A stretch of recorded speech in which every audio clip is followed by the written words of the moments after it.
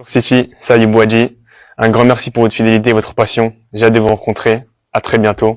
Allez City. وإلى بوعدي أنهى الدولي المغربي الشاب أيوب بوعدي ارتباطه بالنادي الفرنسي الذي احتضنه منذ سنوات التكوين بعد انتقاله رسميا إلى مانشستر سيتي الإنجليزي في صفقة بعقد يمتد ل5 سنوات مع إمكانية تمديده لموسم إضافي. وبعد تأكيد رحيله عن النادي الفرنسي اختار بوعدي توجيه رسالة إلى جماهير استعاد فيها أبرز المحطات مسيرته مع الفريق معبرا عن امتنانه لكل من ساهم في تكوينه ومرافقته منذ خطواته الأولى في عالم كرة القدم الاحترافية. من جانب آخر استحضر بوعدي فرسالته مراحل مختلفة من تجربته بدءا من الملاعب التكوين والحصص التدريبية الأولى مع الفريق الأول وصولا إلى ظهوره في المنافسات الأوروبية، مشيرا إلى أن تلك المحطة ستبقى راسخة في ذاكرته. من جانب آخر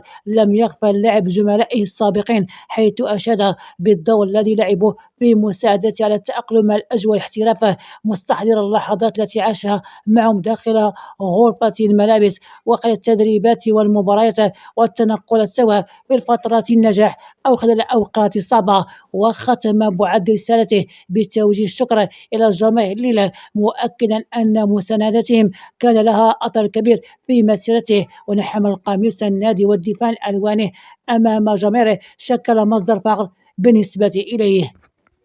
وإلى منصف الزكري أعلن النادي سبورتينغ لشبونة البرتغالي كرة القدم أمس الثلاثاء ضم الظهير الأيسر المغربي منصف الزكري قادما من ميشيلين البلجيكي في صفقة يعول عليها الفريق لتعزيز تركيبة البشرية استعدادا للموسم الكروي 2026 و2027. وكشف النادي البرتغالي أن اللاعب البالغ من عمر 17 سنة التحق بصفوفه بموجب عقد يمتد إلى غاية يونيو 2029، وأشار إلى أن قيمة الشرط الجزائي المحدد في عقده تصل إلى 8 مليون يورو في مؤشر الرهان الكبير الذي يضع سبورتينغ على مؤهلاته. من جانب آخر على المستوى الدولي اختار الزكري تمثيل المنتخب المغربي ويحمل في وقت ذاته الجنسية البلجيكية، وسبق له التتويج مع المنتخب الوطني أقل من 17 سنة بكأس أفريقيا سنة 2025،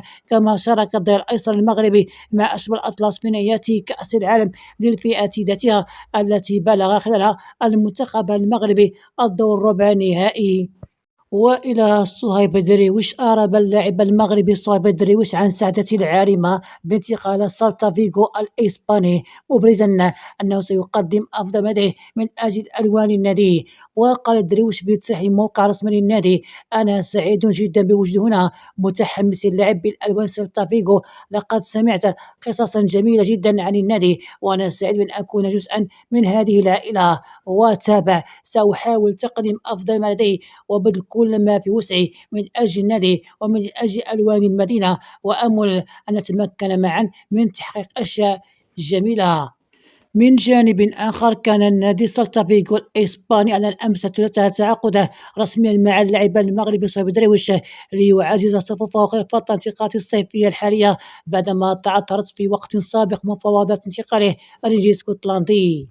بات الدولي المغربي ناصر مزراوي ظهر مانشستر يونايتد الإنجليزي مطلوبا رئيسا المدرب البرتغالي روبن أموريم لتعزيز تشكيلة الفريق السمن الإيطالي قبل نهاية الانتقالات الصيفية الحالية. ويرغب أموريم المدرب السابق الشياط الحمر في الظفر بخدمات الظهير الأيمن المغربي لدعم مشروع جديد الذي انطلق الصيف الحالي في العملاق الإيطالي. وتبرر معرفة مسبقة للمدرب البرتغالي بقدرات المزراوي الرغبة الواضحة لترأس قائمة الخيارات الفارقة، الباحث عن استعادة أمجاد على الصعيدين المحلي والقاري. وترى إدارة النادي الإيطالي أن وضعية صاحب 28 عاما مناسبة للظروف التعاقد المادي بالنظر لارتباطه بعقد مع مانشستر يونايتد حتى منتصف عام 2028 فيما يرى أمرهم أن مميزات الجوكر التي يحظى بها المزراوي وقدرته على اللعب في أكثر من مركز تمنحه تنوع تكتيكي في تشكيلة الفريق، على غرار اعتماده الكبير على خدماته أثناء فترة تعاونهما في مانشستر. خرج المدرب الألماني نادي الاتحاد السعودي رد بقوة الانتقادات الجماهيرية والإعلامية التي طالت المهاجم المغربي يوسف نصيري مؤخرا بسبب انخفاض معدل التهديف، مؤكدا دعمه الكامل للاعب وثقته المطلقة في قدراته. وأوضح المدرب الألماني أن نصير يعد من أفضل العناصر في التشكيلة العميدة منذ انضمامه إلى الفريق، مشددا على أن تقييم الجهاز الفني الأداء يتوقف حصرا عند عدد الأهداف المسجلة. وأشار المدرب إلا أن عدم التوفيق أمام المرمى في بعض المباريات يعني تراجع مستوى اللعب، بل يظل دوره محوريا بفضل المجهود البدني السخي والعمل التكتيكي الشاق الذي يقدمه للمجموعة داخل أرضية الملعب، وهي أدوار يضع الطاقم الفني في مقدمة أولويته عند تقييم مساهمة المهاجم المغربي. وإلى معما دخل الموهبة المغربية الشابة عثمان معما مهاجم النادي واتفورد الإنجليزي دارت اهتمامات النادي بنفيكا البرتغالي الذي يسعى إلى تعزيز خط الهجوم على الأيام الأخيرة من فترة الانتقالات الصيفية الحالية. وبحسب تقارير صحفية برتغالية وإنجليزية فإن إدارة بنفيكا وضعت اللاعب المغربي ضمن أبرز خياراتها لتعويض الرحيل المحتمل للبلجيكي دودي، غير أن النادي البرتغالي متقدم الحدود الآن بعد رسمي مكتفيا باستفسار يعني شروط واتفورد لإتمام الصفقة.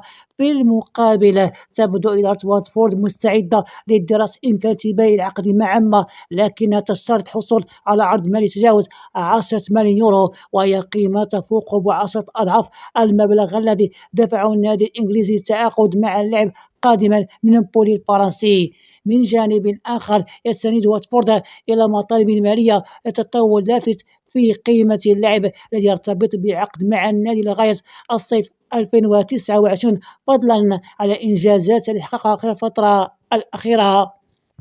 أعلن الاتحاد الأوروبي لكرة القدم عن وضع ملف ترشيح لاستضافة كأس أفريقيا 2028 طبقا لكل الإجراءات والترتيبات المعمول بها على المستوى القاري. وبهذا تقدمت أوتوبيا رسميا إلى الاتحاد الأفريقي لكرة القدم الكاف بملف متكامل ووثائق رسم استضافة الكان 2028. وأكد الاتحاد الأوروبي أن ملف ترشيحه يحظى بدعم كامل من طرف الحكومة البلاد، والتي أعلنت عن توفير جميع الضمانات اللازمة من أجل استضافة البطولة. ويذكر أن إثيوبيا استضافت كأس أفريقيا في 3 مناسبات سابقة، وذلك في 1962 و1968 و1976.